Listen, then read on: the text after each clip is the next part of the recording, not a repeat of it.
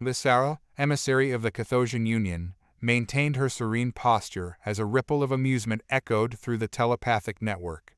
It was the Interstellar Conclave, a tiresome necessity, and she was accustomed to the subtle condescension of certain delegates. And here we have the human dominion, droned the insectoid Zaire ambassador, a thin tremor in its voice betraying its disdain. Limited in their psionic potential, lacking even basic phasic weaponry. Curious that they choose to linger upon this stage. A smattering of agreement hummed through the grand chamber.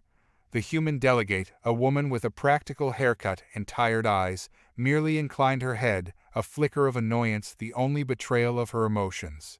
Lyssara felt a pang of sympathy.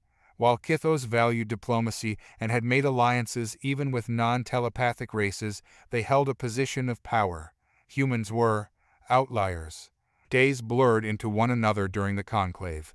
Grandstanding speeches on trade routes, squabbles over minor territorial disputes, and the ceaseless background thrum of those more psionically inclined debating abstract concepts that left Lyssara slightly nauseous.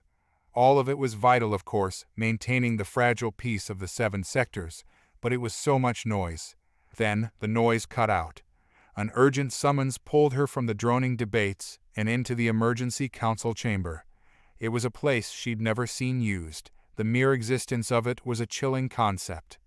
Now it was filled with the panicked chorus of the galaxy's elite. Unidentified object, massive, on a direct collision course with Kythos.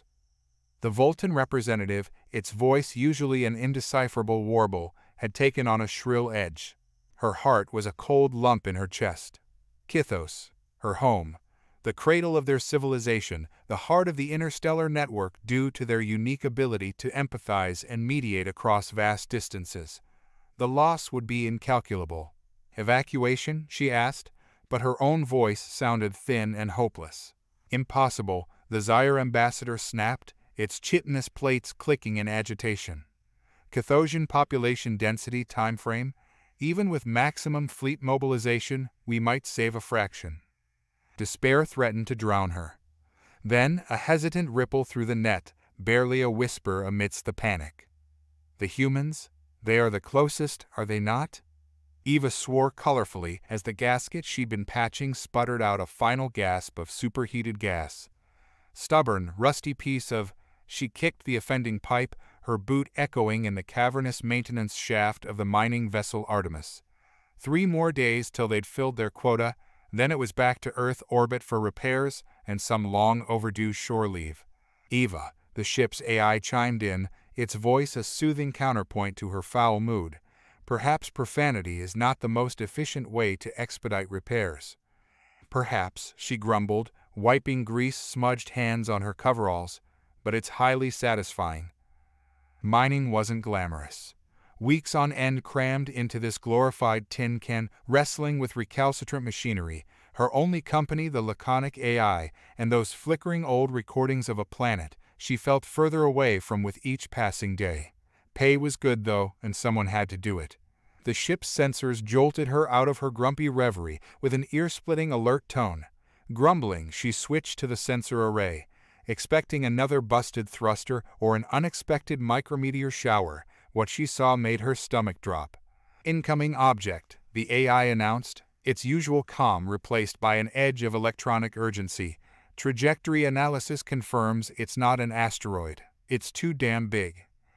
Fear squeezed her lungs tight. She wasn't combat-trained, far from it, but even an idiot could understand the implications. A debris field heading their way?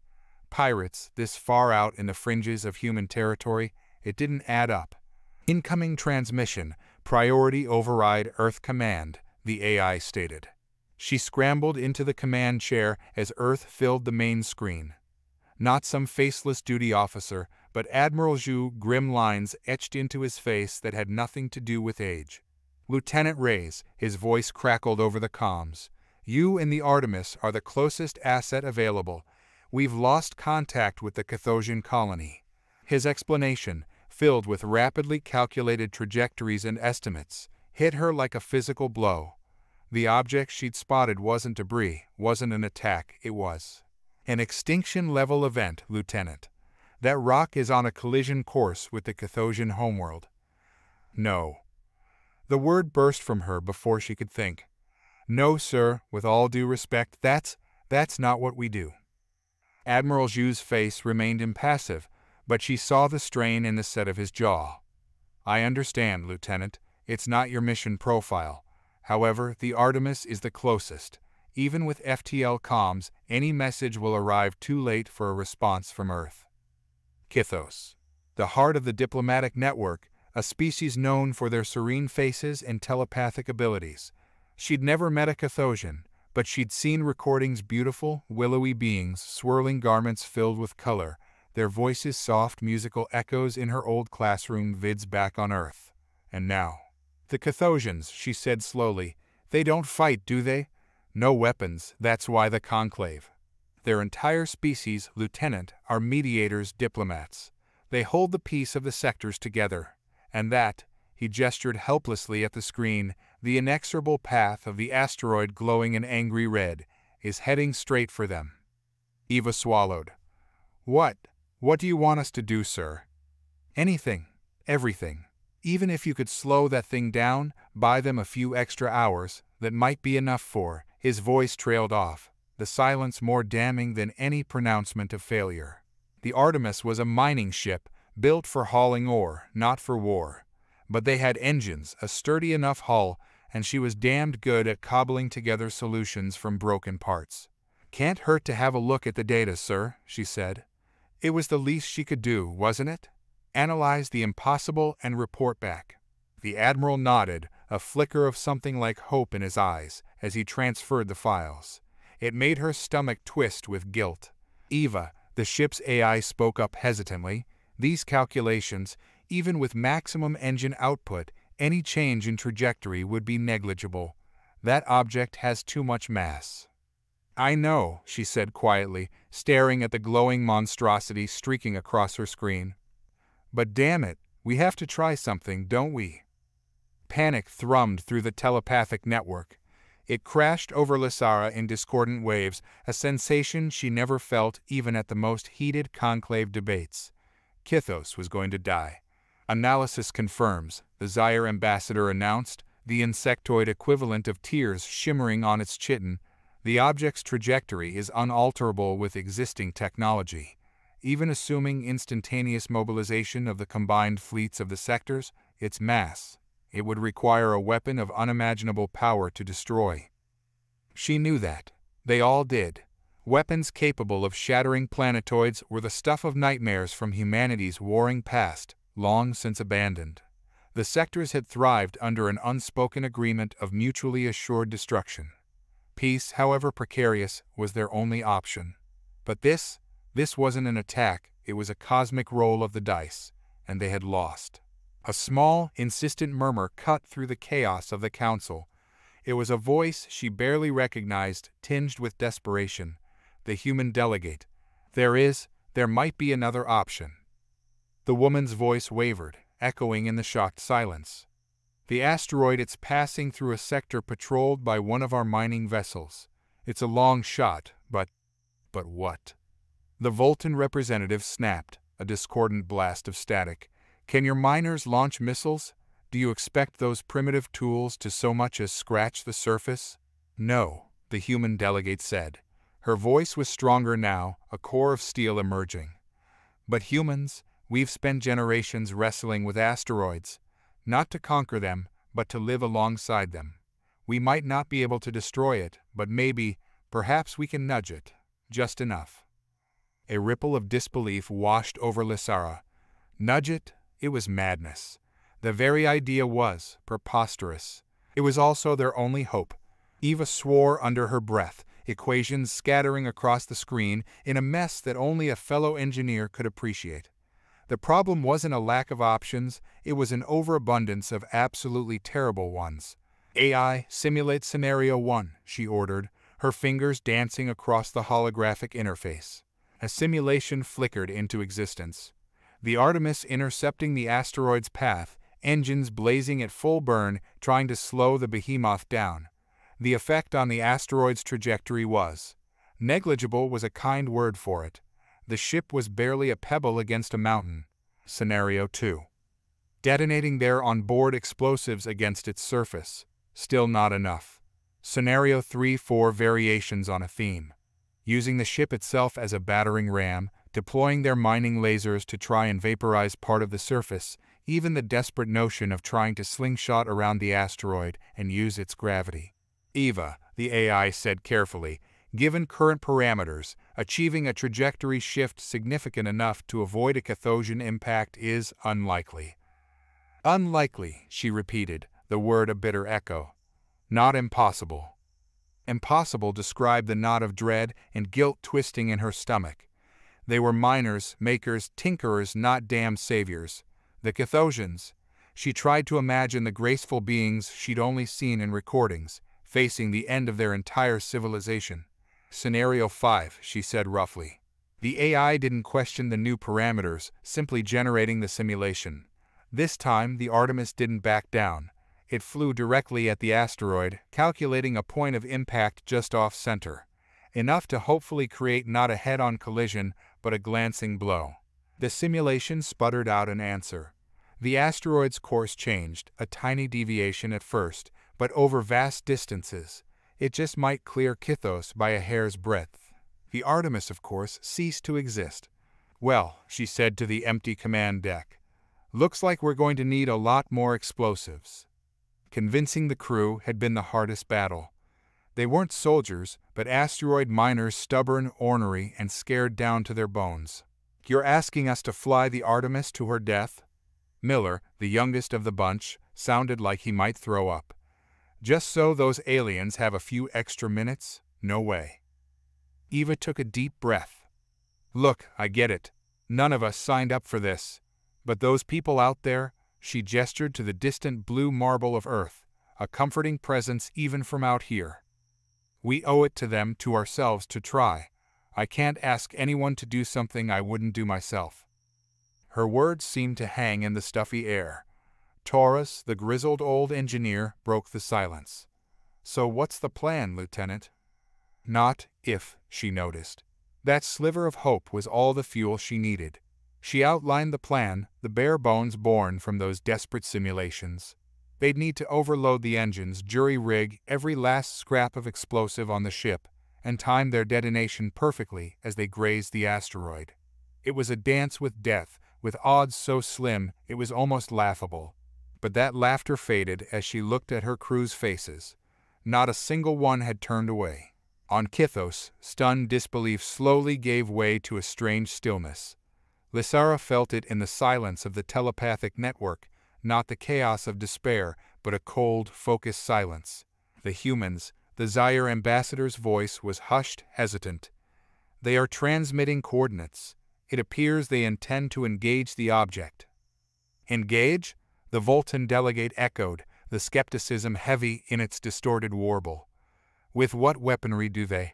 It cut off as the human plan was broadcast across the council. There was no talk of weapons, no glorious charges to save the day.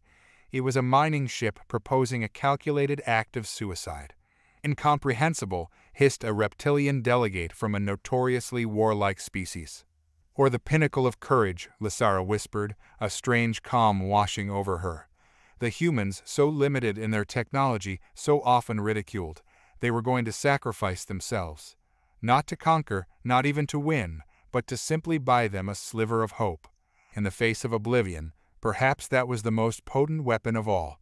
The Artemis was a Frankenstein's monster of repurposed parts. Mining lasers, normally used for precision cutting, were hot-wired to the failing engine core, their bright beams scorching the bulkheads.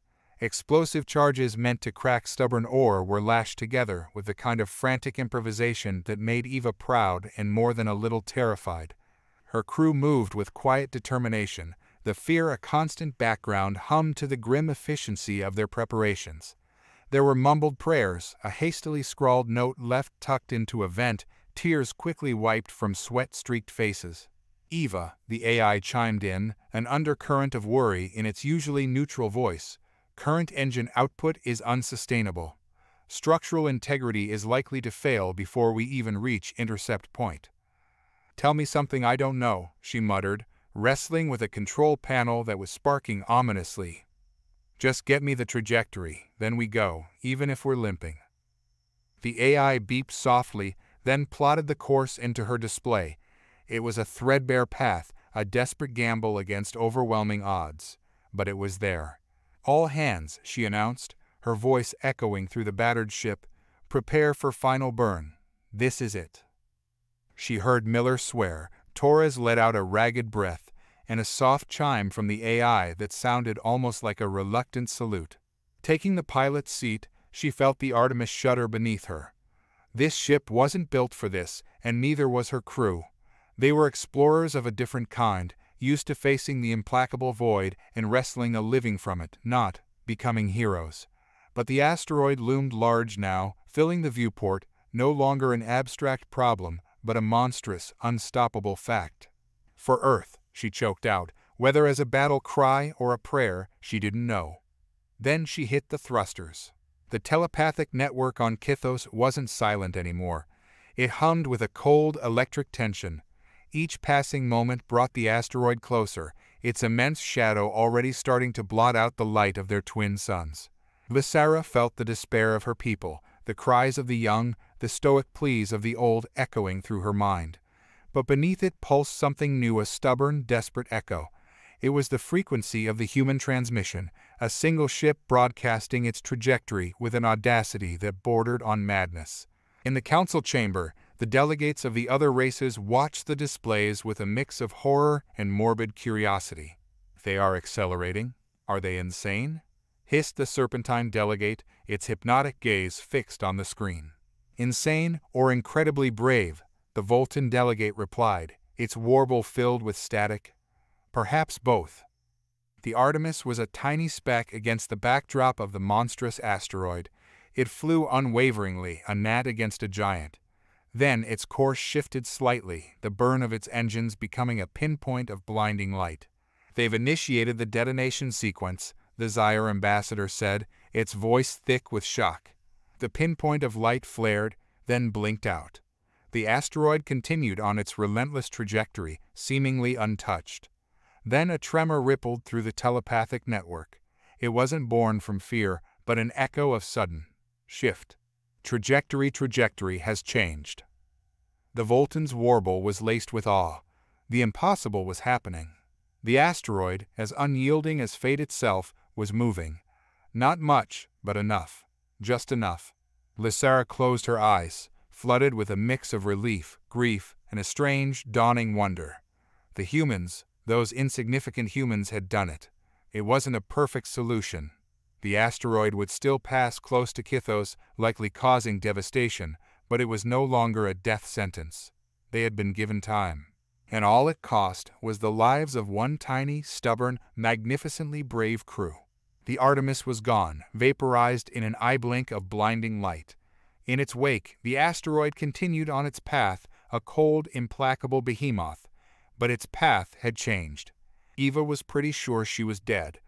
There didn't seem to be any other explanations for the overwhelming sensation of nothingness. But then she was still thinking, so maybe death wasn't quite so dull after all.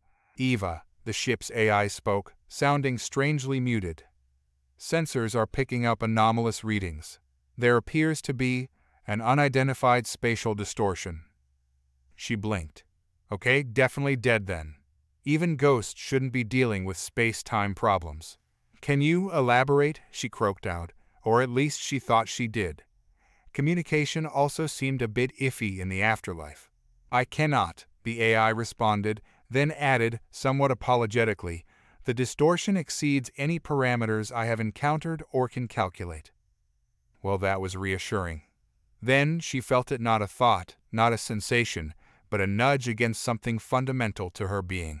The nothingness swirled into a blinding vortex of color and sound, then abruptly snapped into a shocking clarity. She was in the command chair.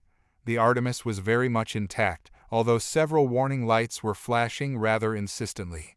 Outside, the asteroid was receding, still monstrously huge, but no longer filling the viewport. Miller was swearing fluently, while Torres was alternating between laughter and what sounded suspiciously like sobs. She started, then cleared her throat. AI, what the hell just happened?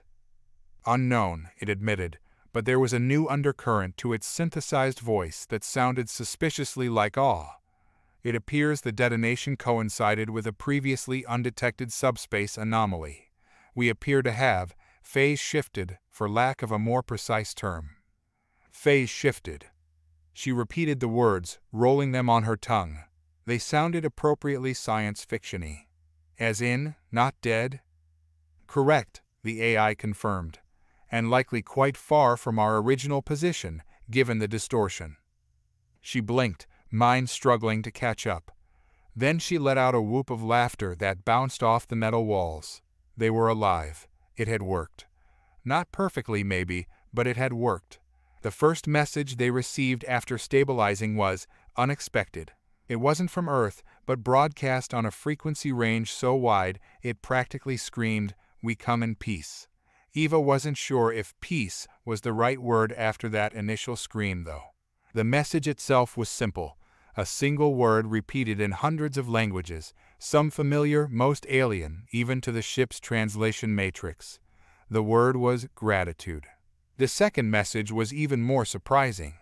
It was a specific request, sent only to the Artemis, in halting but understandable standard galactic. "We wish to speak to the heroes," it said. "Well," Eva said dryly to her weary crew, gathered around the flickering display, "I guess someone wants to say thanks." Saying thanks was putting it mildly. The delegation that arrived was something out of a fever dream, towering insectoids, jellyfish-like creatures shimmering with internal bioluminescence, even something that looked like a sentient whirlwind made of shimmering sand. And at the forefront was a Kythosian. Lyssara, Eva would later learn, the same emissary she'd vaguely overheard dismissing humans mere days, or was it longer now, ago. Yet, as the elegant being bowed to her, an earthling miner in grease-stained coveralls, Lyssara's telepathic voice resonated with a sincerity that needed no translation. "We exist because of you," she said simply. The words echoed in the hushed command deck. It was too much to take in the relief of survival, the overwhelming guilt at the cost of their success, and now this reverence. "It was," she began, then fumbled for words. "We were just doing our job." But Lyssara shook her head, those delicate tendrils shimmering with reflected light. "No, you did the impossible. You changed the way we see. Well, everything. Courage like yours, it transcends technology, transcends differences." She gestured to the disparate alien delegation. "You have proven that strength comes in many forms. It gives us all hope." Eva stared at the aliens, then glanced back at her crew, exhausted, bewildered, and very much alive. Miller gave her a shaky thumbs up. It was the most eloquent thing she could imagine right then. "Hope, huh?" she muttered, a tired smile spreading across her face. "I guess we could use some of that ourselves right about now." The news reached Earth like a thunderbolt. It started as a confused rumor, whispers crackling over old-fashioned radio waves and bouncing across outdated comm relays. The Artemis, they didn't die. Alien contact. At first, there was disbelief. Then came a rising tide of questions, a desperate hunger for details that the crew of the Artemis, now stranded light years from home, struggled to provide. But amidst the confusion, one thing became undeniably clear. They weren't just miners anymore. They were symbols. The politicians got involved. Suddenly, Eva was staring at a hologram of Admiral Zhu, his lined face alight with a mixture of pride and what looked suspiciously like panic. "Lieutenant, Eva, this is bigger than anything we could have imagined."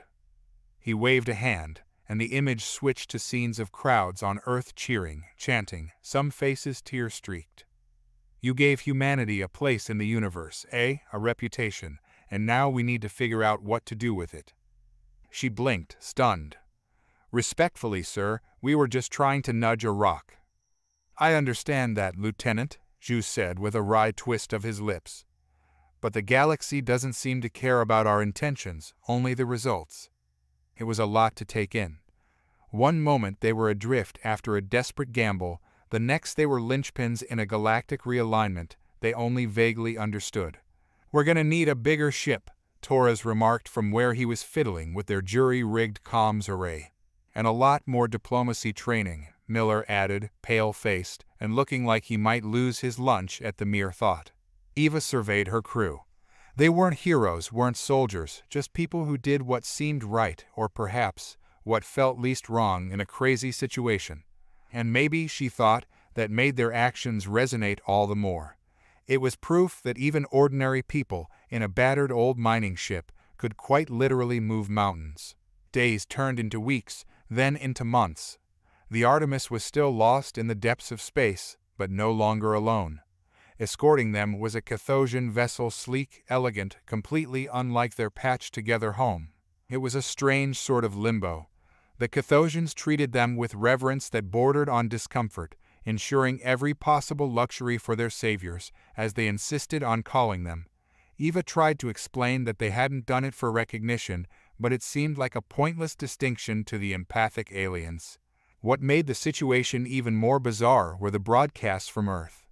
Now she was receiving daily briefings on galactic politics, trade disputes between star systems she'd never heard of, debates on human representation in the once dismissive conclave, even frantic pleas from fashion designers for her input on uniforms. "It's like the whole damn galaxy's gone mad," Miller muttered in between spoonfuls of some nutrient paste that was masquerading as Kythosian hot cuisine.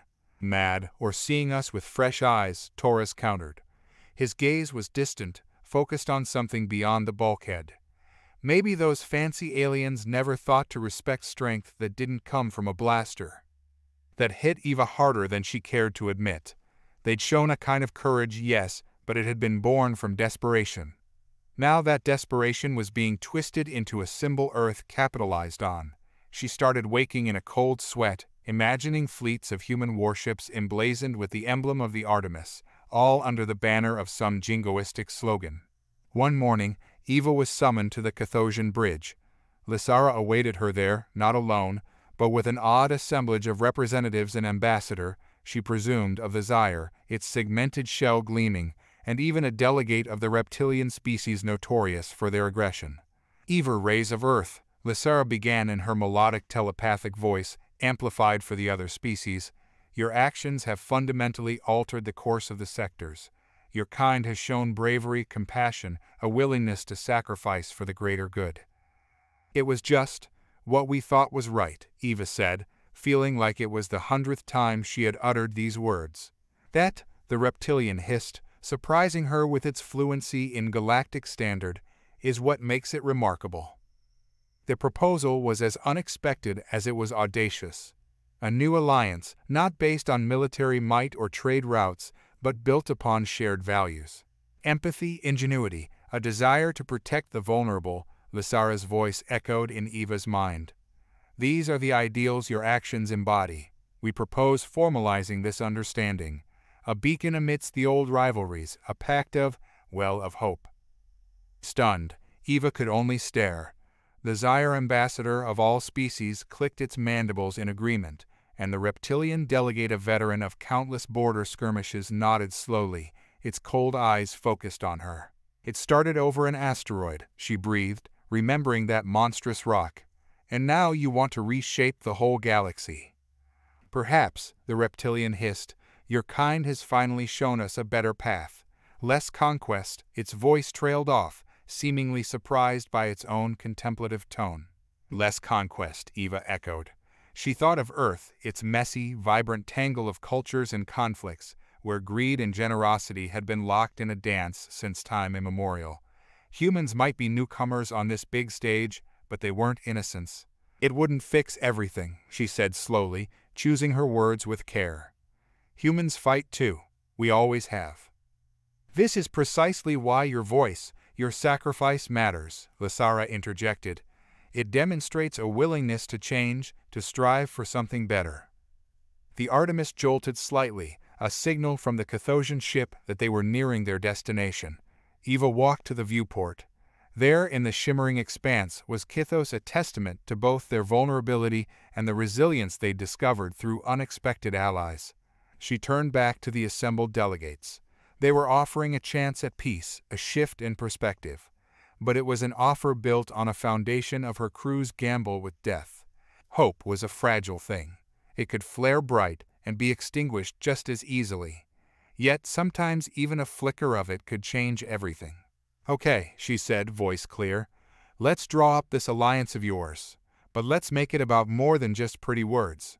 Let's make it a promise to always keep trying to be better, even when it's hardest. That's how you truly honor a sacrifice." The Artemis was finally home. Not the Earth that Eva knew, though. It was a world she hardly recognized at first, vibrant, alive with a sense of potential. Ju had warned her of the change, but nothing could have prepared her for the sight of Kythosian bioengineers collaborating with human geneticists to design drought-resistant crops, or Zaire technicians bartering freely with former competitors in the newly opened markets. Earth was still a mess of contradictions, but now there was a thread of something different woven into the chaos. "They say the alliance shifted the whole balance of power," Torres remarked, his weathered face lit with a mix of wonder and unease as they observed the bustling spaceport below. "Some folks ain't happy, of course. Power's never given up without a fight." Eva nodded. There were rumors of fringe colonies grumbling about the new rules, of human corporations chafing against regulations inspired by the Kythosian reverence for the environment. It was naive to think change on this scale would be smooth. But amidst the protests, there were also those who rallied for the new path, who saw humanity's chance for something greater. Eva's first meeting with the Alliance Council had hammered home the gravity of it all.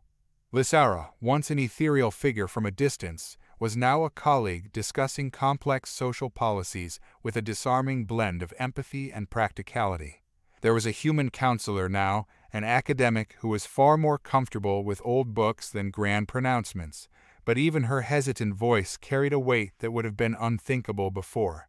Leaving that first meeting, Eva had to stop herself from looking up at the sky, searching for the faint outline of the asteroid, the catalyst for this improbable turn of events. Somewhere out there, the crew of the Artemis was still listed amidst the stars, lost heroes frozen in time. Yet their legacy wasn't in death, but in this room filled with a cacophony of voices, bargaining, debating, seeking common ground. It was proof that their sacrifice hadn't been a gesture of despair, but the first clumsy step in a longer journey. "Well?" A voice startled her out of her reverie. It was Lyssara, the ever-present telepathic hum carrying an undercurrent of amusement. "Do you regret it, human?" "Regret saving your world?" Eva shot back. Then she smiled. "Nah, regret's a luxury when there's work to be done." Months turned into years. The alliance was tested by petty disputes, by misunderstandings, and by the ever-present voices of those who sought power in the old ways. Yet it endured. Eva Reyes became something of a paradox, heralded as a symbol of human audacity, while devoting her life to the quiet labor of maintaining peace.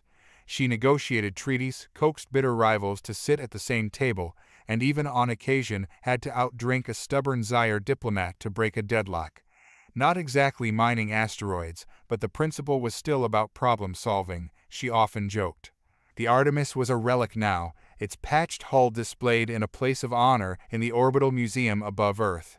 Schoolchildren came on field trips, staring in awe at the clunky tech, listening to a recording of Eva's voice explaining their desperate plan, a testament to the past.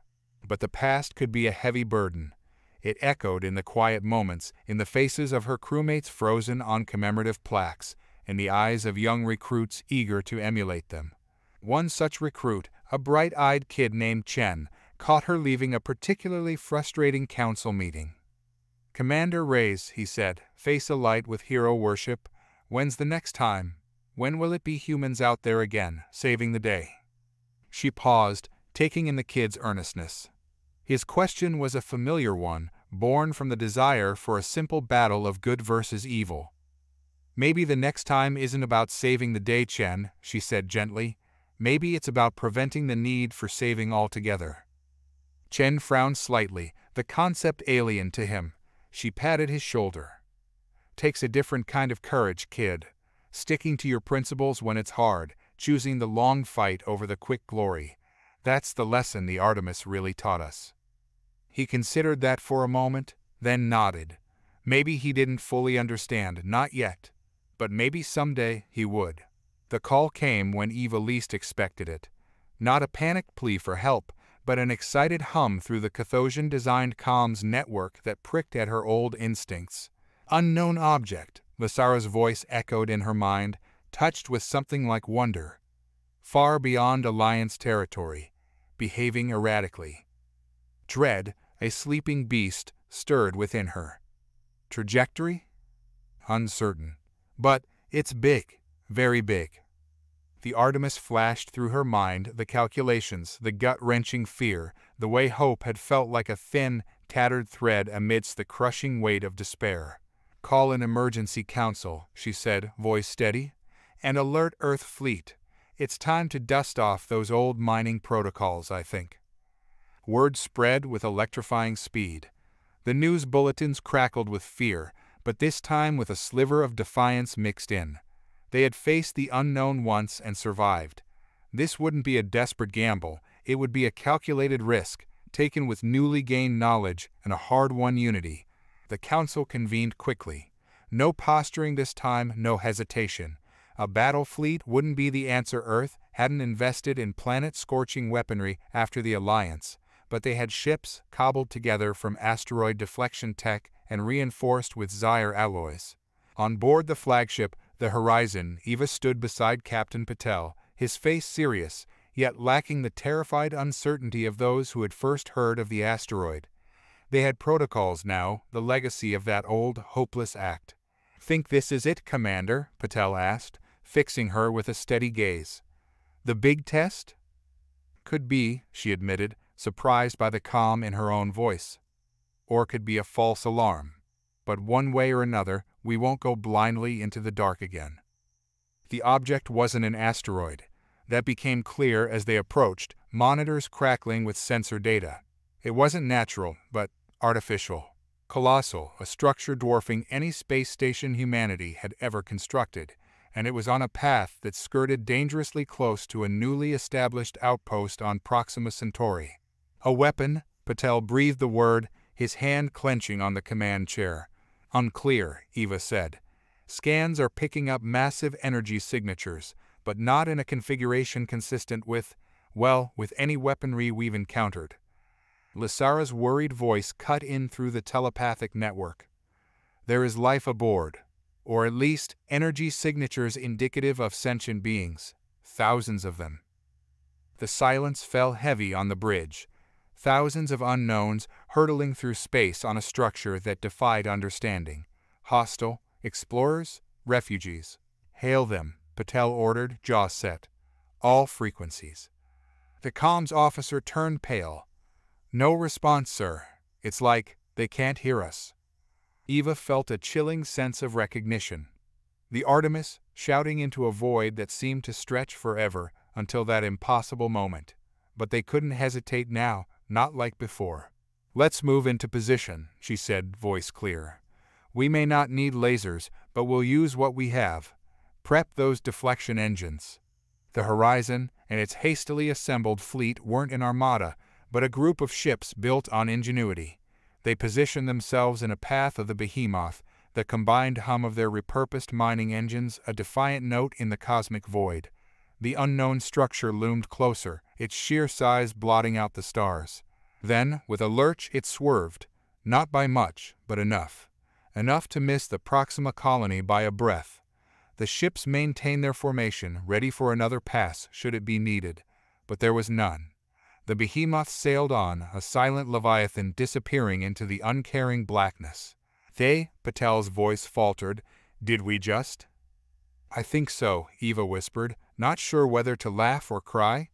"They heard us. We showed them the way." The first contact came not with a bang, but a question. A single message, echoing weakly in the subspace wake of the disappearing Leviathan. Why? Every ship, every outpost in the Alliance received it. It was an enigma, a challenge, and an opportunity all in one. Why had they, with their tiny ships and cobbled-together tech, dared to stand against something so vast, so seemingly implacable? There were as many answers as there were stars. Some said fear of the unknown, fear of extinction. Others spoke of duty to protect the vulnerable, the fledgling life on their outposts. and some whispered the word that still sent shivers down Eva's spine: sacrifice. But amidst the cacophony of theories, one voice cut through, not with booming authority, but with the quiet weight of memory. It was Lyssara. They asked why. The Kythosian emissary's gentle thought rippled across the network. Because they cannot fathom a courage not born of strength. We must show them a different path. The solution they settled on was almost comically human in its audacious simplicity. A ramshackle fleet was assembled, not battleships, but ships filled with artists, with scientists, with the stubborn, hopeful, and yes, a handful of grizzled miners just in case. They bore no weapons, just messages of greeting, offers of knowledge sharing, the stories of the 1,000 worlds in their alliance. Eva was on board one such ship, her heart pounding as they neared the coordinates the unknown beings had finally transmitted. What awaited them defied imagination. It was a vast arc, a conglomeration of 100 worlds, some recognizable, others completely alien. It was scarred with signs of both ancient battles and desperate repairs, and from it came a jumbled chorus of thoughts: fear, hope, and above all, a desperate, aching loneliness. We fled, a weak voice whispered, echoing from countless screens on every alliance ship. We ran for so long, but time catches up. Let's show them a little human tenacity then, Eva said, her voice a beacon in the storm of doubt swirling around her. Let's show them how to turn a battered old ark into a home. It began not with epic pronouncements, but acts as simple as sharing a ration bar. Alliance technicians patched fraying life support systems, their Zaire allies reinforcing damaged sections with their near-indestructible alloys. Kythosian healers soothed not only physical wounds, but a collective trauma that echoed across centuries. And amidst it all, the artists painted murals, scientists exchanged theories, and the simple act of conversation filled that aching silence with a fragile symphony of hope. The refugees, and that's what they became, not conquerors or monsters, but survivors, were a disparate bunch. There were species Eva had never imagined, beings of shifting forms, of shimmering energies, of collective intelligences that strained her very grasp on the concept of self. Then there were beings achingly familiar. Humans, or so close in form and spirit, she did a double take. These weren't her humans, though, descendants of Earth.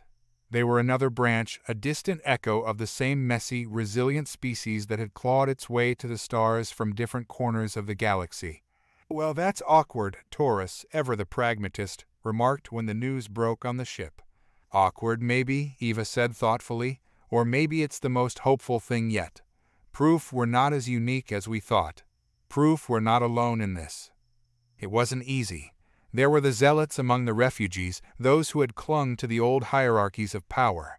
And there were those within the alliance still fearful, still whispering of the necessity of hidden weapons, of striking preemptively. But the shared experience, the mingled blood and sweat on those battered decks, became a shield against the voices of fear. When the first hybrid child was born aboard the Ark, a strange, beautiful creature with Zaire scales and Kythosian telepathic tendrils, it wasn't seen as a threat, but a symbol, a testament to a future where differences were causes of wonder, not fear.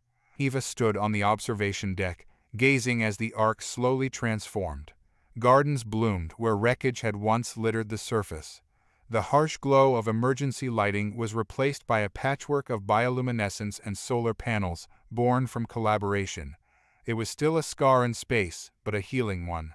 So, a familiar voice said behind her, and she turned to meet Lyssara's gentle gaze. The humans, you defy all expectations. We thought you would bring weapons, and you bring this. She gestured at the thriving chaos unfolding below. This is kind of our thing, Eva said with a tired smile. Building on a broken foundation, finding light in the rubble, we're at our best when the odds are worst. The echoes of the Artemis still haunted Eva's dreams. The faces of her lost crew, the cold dread of facing the impossible, the surge of desperate hope. When the asteroid had shifted, it was all still as fresh as the day it happened. Yet there was a new dream now, not of death, but of life. It was the Ark, a vibrant patchwork against the backdrop of the stars. It was the faces of the children, those strange, beautiful children, born of the union of 1,000 worlds. And amidst it all, she saw her crewmates Torres, Miller, all of them smiling. We did good, huh? a voice whispered, and she knew it was her own, even as the dream faded. It had happened. The grand narrative that had begun with a desperate nudge against an asteroid had reshaped everything. The alliance wasn't perfect, wasn't the end of conflict. There would still be battles, some metaphorical, some perhaps terrifyingly real. But she held on to the fundamental shift, the acceptance that strength came in many forms, and that perhaps the bravest act was not to strike out, but to reach out. News came that humanity had been formally invited to join the refugees on the Ark. It was their home now too, a shared one. A small group of Earth pioneers would make the journey, scientists, engineers, and of course miners, just in case. Eva wouldn't be among them. Her place was within the Alliance, that ever-evolving testament to the choice they'd made that day when faced with the monstrous and unyielding. Aboard a new ship, one built on collaboration, not desperation, she watched the Ark disappear into the swirling blackness. It wasn't an ending, but a beginning. They were venturing into the unknown again, a little less alone this time. Beside her, Lyssara shivered, a strange, uncharacteristic motion. "It's the weight of it all," the Kythosian said, her telepathic voice tinged with awe. "The weight of hope, it feels heavier than any asteroid." Eva smiled. It was a burden she would gladly bear. "That's the point," she said softly. "Some weights you don't want to shake off, you carry them forward."